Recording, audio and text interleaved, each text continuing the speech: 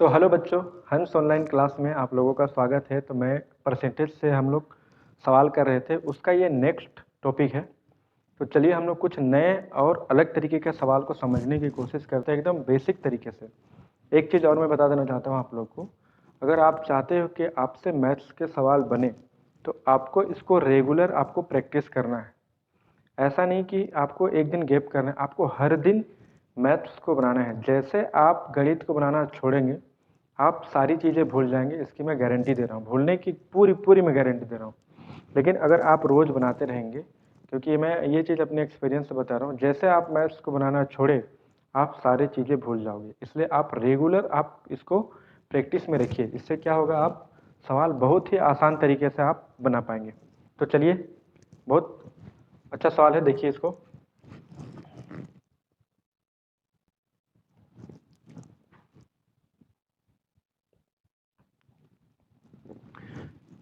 a plus B का 40% बराबर a minus B का 60%। तो बताना है अपने को कि 2a minus 3b upon a plus B क्या वैल्यू क्या होगा। सिंपल से इसको बनाने के लिए इसको हम लोग कैसे लिख सकते हैं, देखिए यहाँ पे a प्लस बी, जहाँ पे भी का लिखा हो या इंग्लिश में ऑफ लिखा हो, इसका मतलब होता है मल्टीप्लाई। का मतलब क्या होता है, मल्टीप्लाई। तो यहाँ पे लिखेंगे हम लोग मल्टीप्लाई 40%। 40% को हम लोग क्या लिख सकते हैं, 40 परसेंटेज का वैल्यू होता है। परसेंटेज का वैल्यू मैंने आपको हर दिन बताया है कि 1/100 होता है। तो यहाँ पे लिखेंगे 100, इसको काट दीजिए आप। 2 2 जा 4, 2 5 जा 10। तो 40% का वैल्यू कितना आ गया, 2/5 इक्वल टू क्या है, a माइनस बी। और 60% का वैल्यू क्या हो जाएगा, अब वो अगेन 60/100, 0 से 0 कट गया, 2 3 जा 6, 2 5 जा 10, 3/5, 3/5। ठीक है, अब इसको क्या करेंगे हम लोग, ये ब्रैकेट में है। जब भी कोई वैल्यू नीचे में हो तो ये आपस में क्या हो जाता है, कैंसिल हो जाता है। कैसे, ये 5 यहाँ आएगा तो कैंसिल हो जाएगा, चाहे इस 5 को आप यहाँ लेके जाएंगे तो ये दोनों आपस में कैंसिल हो जाएगा। अब इसको अंदर में मल्टीप्लाई करो, 2a plus 2b equal to, इसका मल्टीप्लाई करिए 3a माइनस 3b। ठीक, ये इक्वेशन मिलेगा आपको। तो यहाँ से अपने को एक वैल्यू मिलेगा। तो हम क्या कर सकते हैं, यहाँ पे देखिए, यहाँ पे हम लोग कर सकते हैं क्या कि इस -3 को इधर लेकर आइए। ये -3 इधर आके क्या हो जाएगा, प्लस 3b। ठीक है, अब ये 2a है, 3a है, ये 2a को इधर लेके जाएंगे तो क्या हो जाएगा, माइनस का 2a, और पहले से इधर कितना है 2b। तो इसको प्लस कर देंगे तो कितना हो जाएगा 5b इक्वल टू कितना हो जाएगा यहाँ पे a।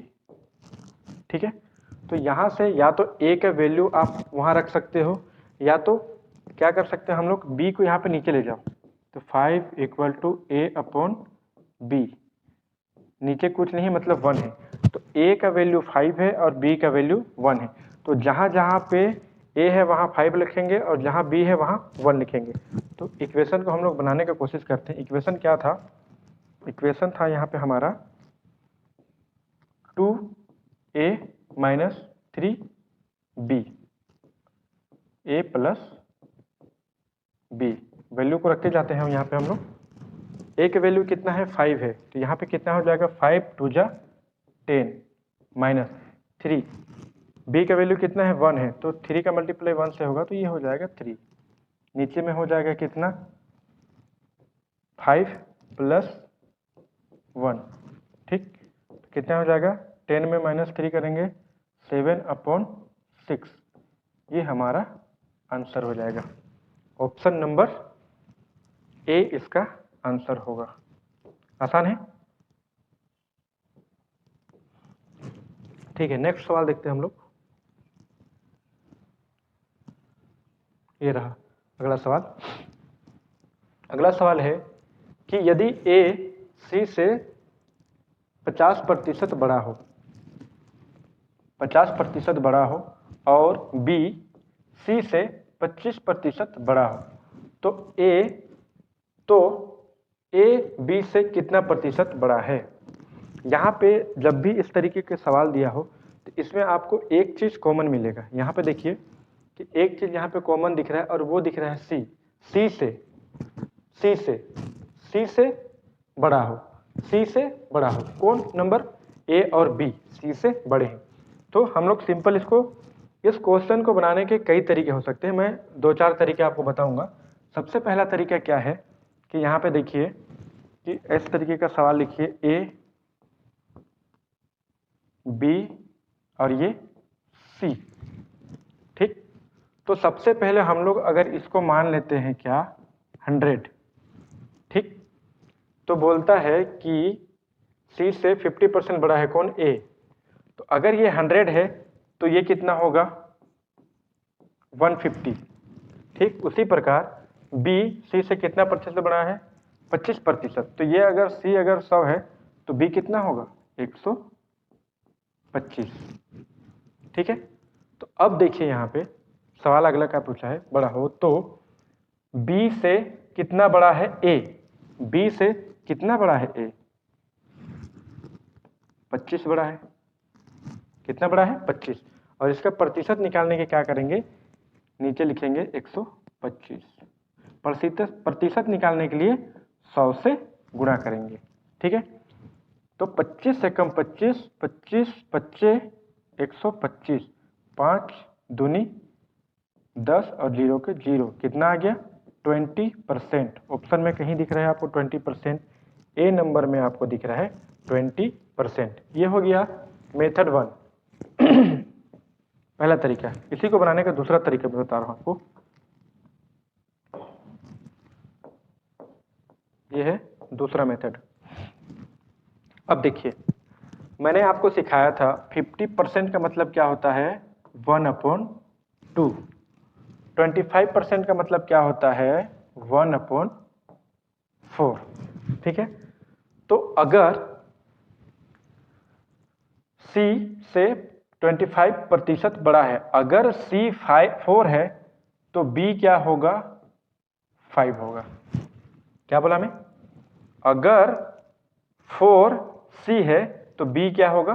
5 होगा। तो हमें क्या लिख सकता हूं उसको इस तरीके से, यहां पे लिखता हूं मैं A B और ये C, ठीक है।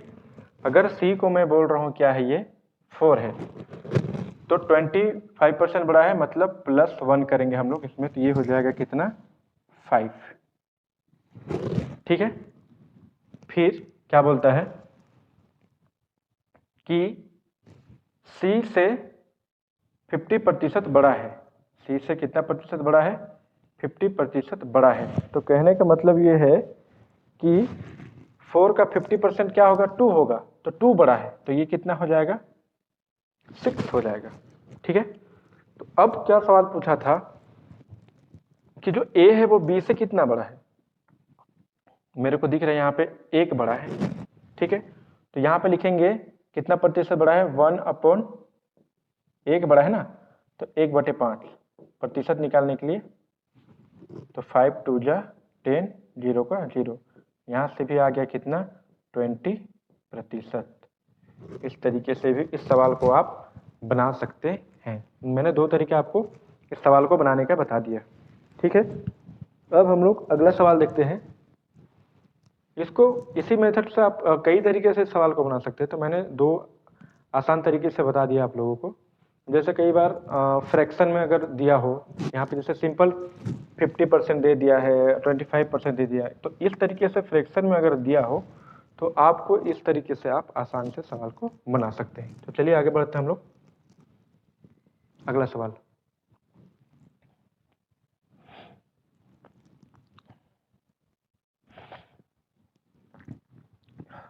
ये देखिए, the price of an article is increased by 40% and it's consumption of decrease by 20%, find the changes in expenditure. एक वस्तु का मूल्य कितना बढ़ गया भाई? 40% बढ़ जाता है तथा उसकी खपत 20% घट जाती है, तो उसके खर्च में हुए बदलाव को ज्ञात करें।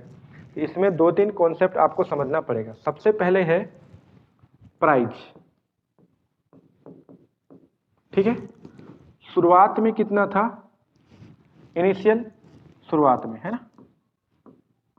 शुरू में, और लास्ट में, फाइनल में कितना था, ठीक है, इनका रेशियो। तो सबसे पहले हम लोग क्या करेंगे, प्राइस हो गया, ठीक है। उसके बाद उसका क्या है, खपत।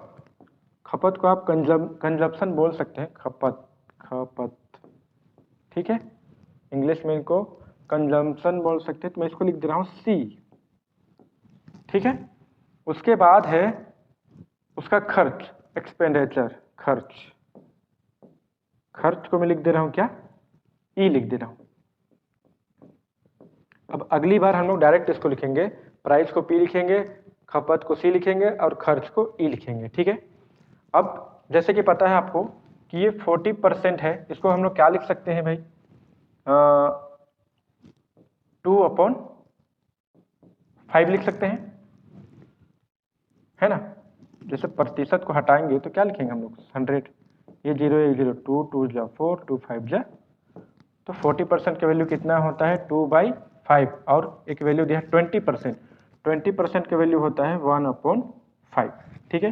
ये चीज़ें मैंने परसेंटेज में बताया है। अगर आपने वीडियो नहीं देखा है तो मैं आपसे रिक्वेस्ट करता हूँ कि आप सबसे पहले फर्स्ट लेक्चर को आप देखिए, और कभी भी मैथ्स को ऐसे बीच से देखना स्टार्ट मत करिए, स्टेप बाय स्टेप चीज़ों को देखिए, तो आपको चीज़ें ज़्यादा अच्छे से समझ में आएंगी, ठीक है। ये 1/5 हो गया 20 का वैल्यू। तो सबसे पहले क्या बोल रहा है सवाल, इसको मैं थोड़ा सा साइड में लिख दे रहा हूँ,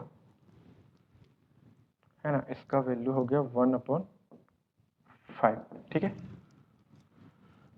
थोड़ा सा हम लोग इसको क्या कर सकते हैं, थोड़ा सा इधर साइड में लिख सकते हैं हम लोग इसको,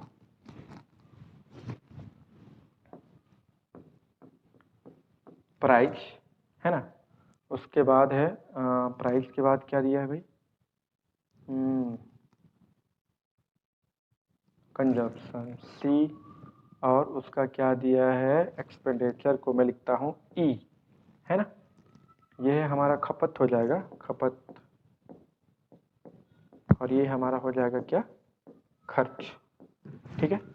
फर्स्ट सवाल है, इससे मैं आपको बहुत डिटेल से इसको समझा रहा हूँ। तो सबसे पहले क्या बोलता है कि एक वस्तु का जो प्राइस है वो 40% बढ़ गया। कहने का मतलब अगर वो 5 था तो कितना बढ़ गया, 2 बढ़ गया, तो अब हो गया वो 7। शुरुआत में वो कितना था, शुरू में था 5, बढ़ गया कितना, 7। ये प्राइस की बात करें। उसके बाद क्या बोलता है कि उसकी खपत 20% घट गई। 20% कहने का मतलब अगर वो 5 खर्च करता था तो 1 माइनस हो गया, तो 5 खर्च करता था, अब कितना खर्च कर रहा है, 4 खर्च कर रहा है। मतलब ये 5 खर्च करता था तो अब कितना खर्च कर रहा है, 4 खर्च कर रहा है, ठीक है।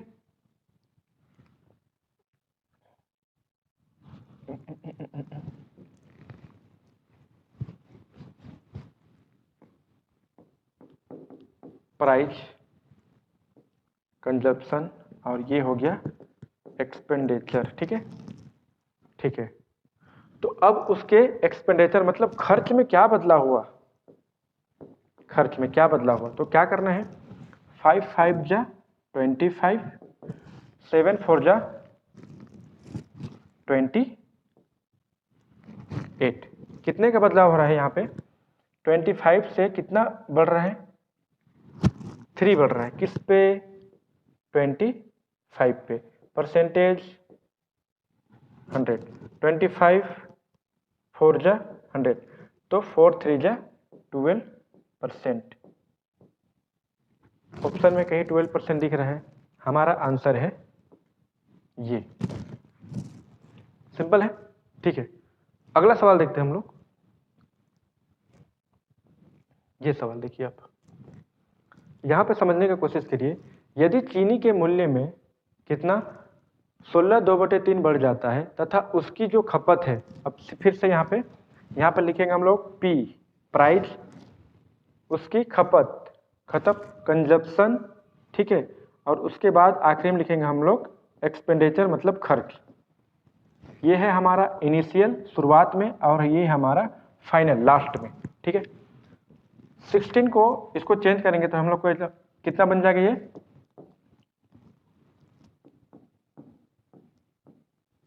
3, यहाँ पे प्रतिशत है, ठीक है। तो इसको हम लोग चेंज करेंगे तो कितना हो जाएगा 1/100, तो ये हो जाएगा 15 1 50 2 100, तो ये हो जाएगा 1/6।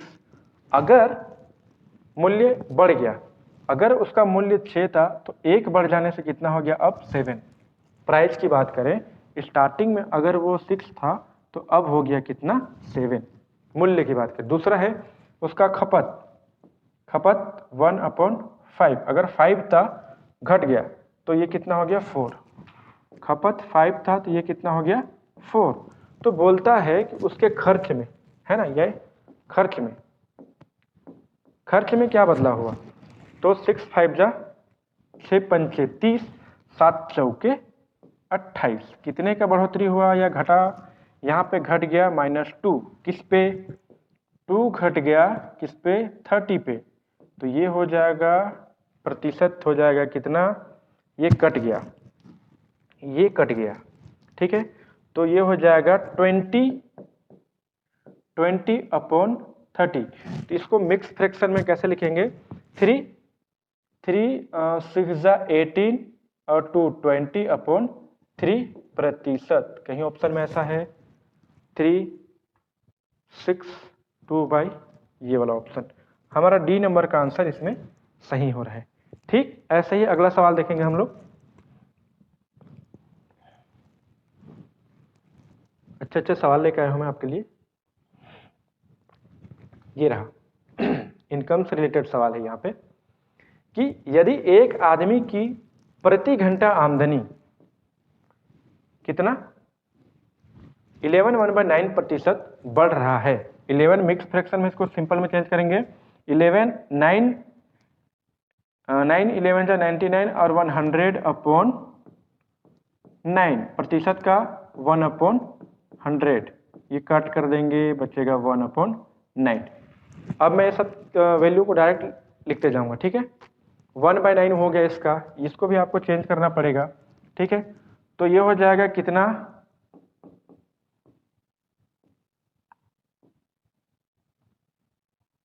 98, 14 7 14 7 98 98 और 2 100/7 1/100, ये कितना हो गया 1/7 इसका वैल्यू हो गया, ठीक है।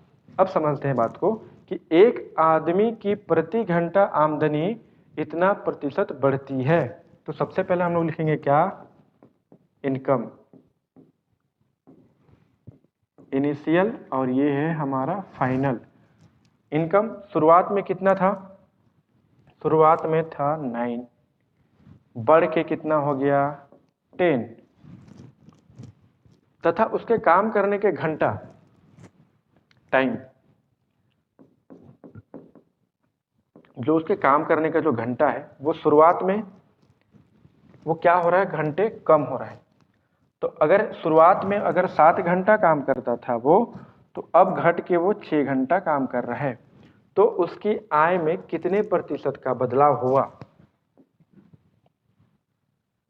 ठीक है। तो इनकम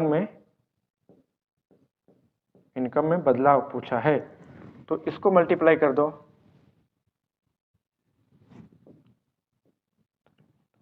और ये हो जाए कितना 60, कितना कम हो रहा है 3, किस पे 63 पे, ठीक है, मल्टीप्लाई बाय 100 परसेंटेज निकालने के लिए। तो इसको हम लोग कट करेंगे तो क्या हो जाएगा, ये 3 1 जा 3 3 2 जा 6 3 1 जा 3, ठीक है। तो अब बचा यहाँ पे वैल्यू कितना 100/21, 100/21 ऑप्शन में है, ए नंबर हमारा आंसर होगा, ठीक है। अगला सवाल देखते हैं। ये सवाल देखिए,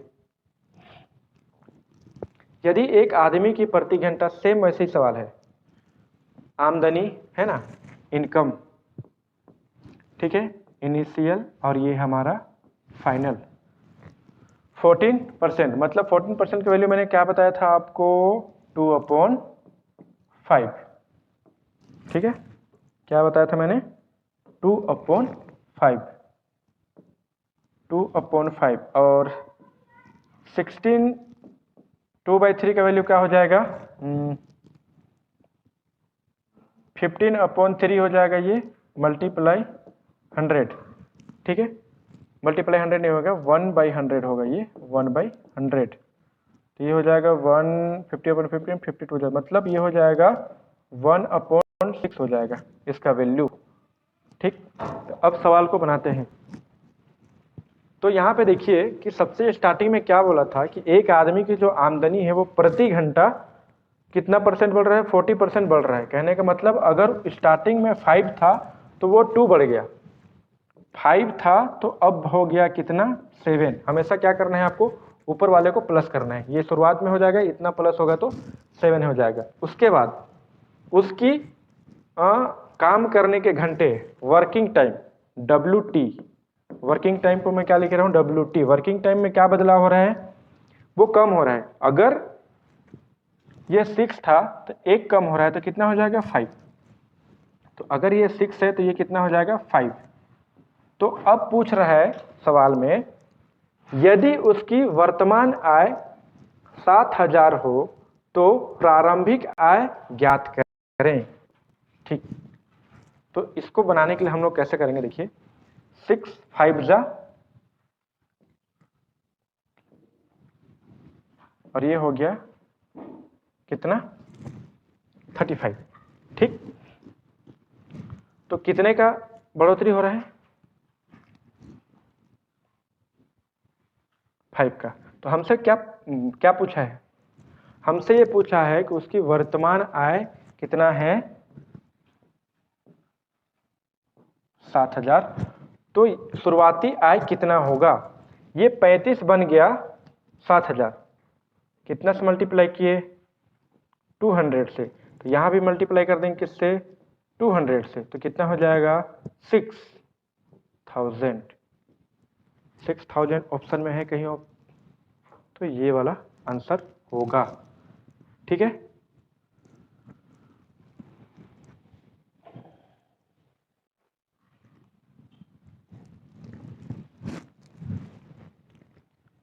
इस सवाल को एक दूसरे तरीके से बना सकते थे। अगर ये इस रेशियो में है तो इस रेशियो को हम लोग अगर छोटा करेंगे तो क्या हो जाएगा? एक ऐसा नंबर 5 से अगर कट जाएगा ये, 5 6 जा 30, 5 7 जा 35, मतलब यहीं से इसको काट सकते थे आप आपस में। तो 6 और 7 आता, तो 7 बन गया 7,000 और 6 बन जाता 6,000। तो यहाँ से भी इसका आंसर आ सकता था। अगला सवाल देखो, ये सवाल देखो,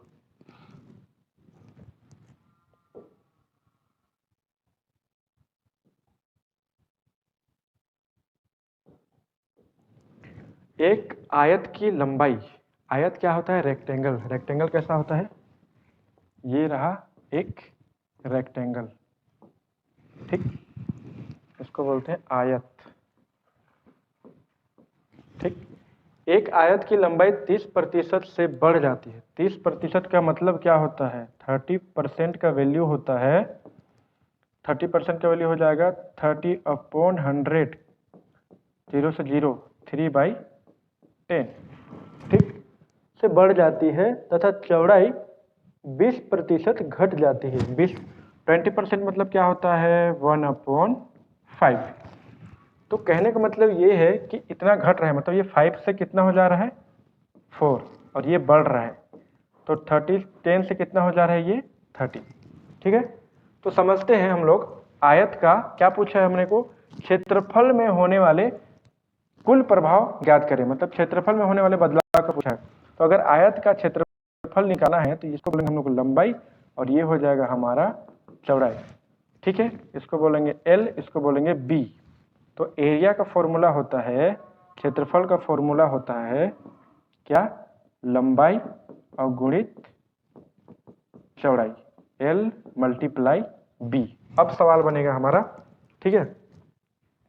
तो एक आयत की लंबाई, सबसे पहले उसका जो लेंथ है L, ठीक है, लंबाई, और ये होगा हमारा चौड़ाई P, इनिशियल में और फाइनल में।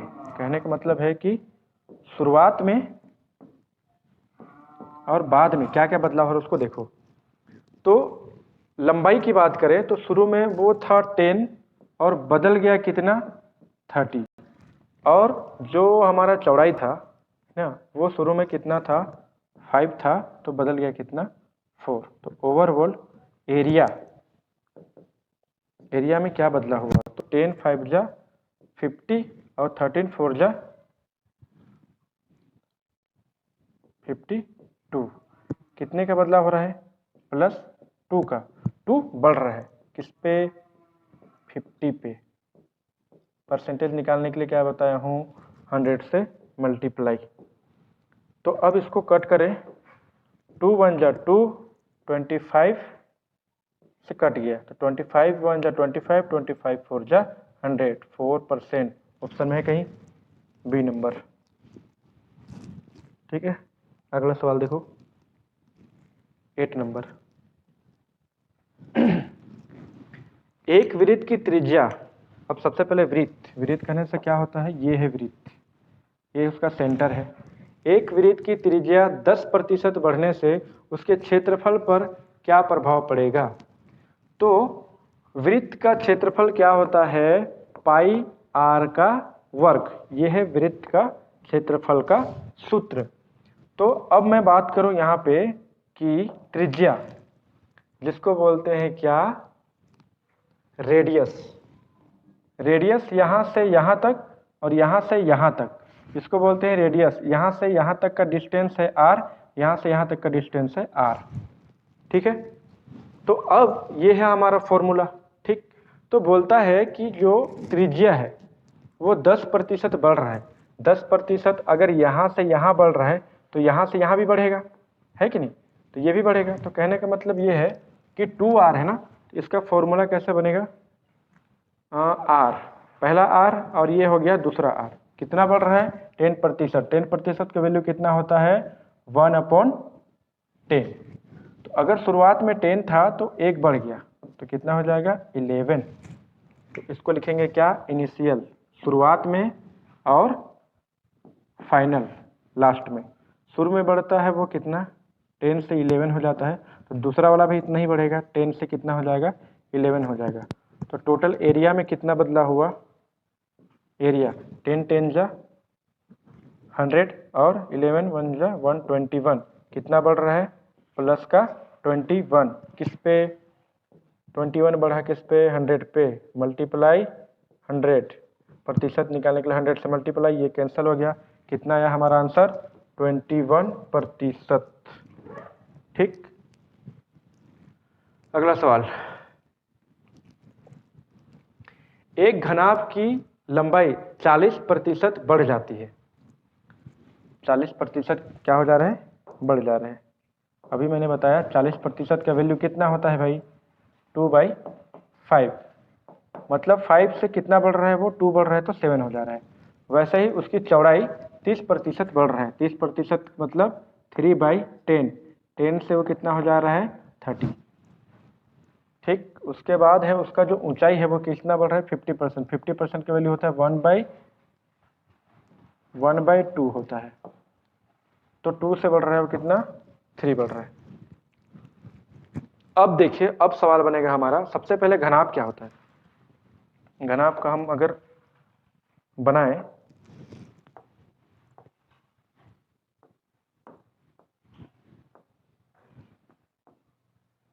ठीक है, इसको बोलते हैं घनाभ। ठीक, तो इसमें आपको दिख रहा होगा ये है हमारा L लंबाई, ठीक है, और ये है हमारा B मतलब चौड़ाई, और ये है हमारा H मतलब ऊंचाई। ठीक, ये 3 वैल्यू मिल गया।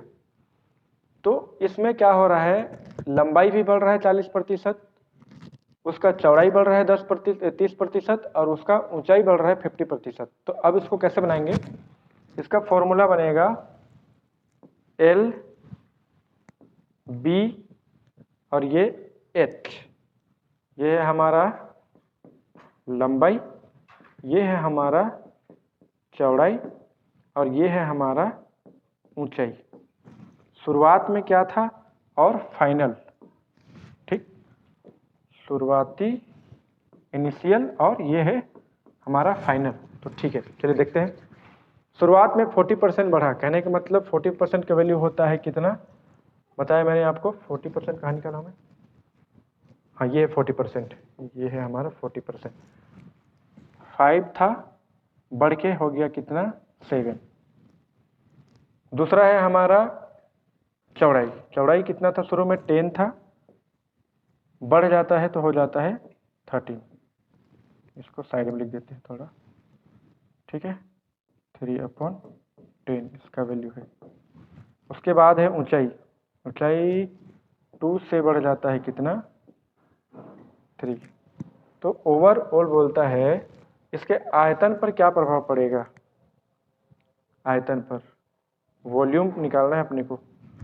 तो इसको मल्टीप्लाई करो, 5, 50 और 100 हो जाएगा ये, और इसको मल्टीप्लाई करेंगे तो कितना हो जाएगा,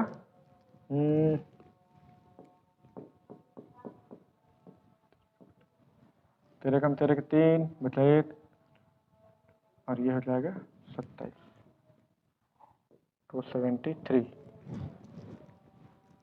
कितना प्रतिशत का वृद्धि हो रहा है, 173। किस पे, 100 पे, मल्टीप्लाई 100। एक मिनट, कुछ तो गलती हो रहा है, 1/2, अच्छा सॉरी, ये घट जा रहा है, ये 2 से 1 हो जा रहा है, इसलिए तो गड़बड़ हो रहा है, ये 1 हो जा रहा है।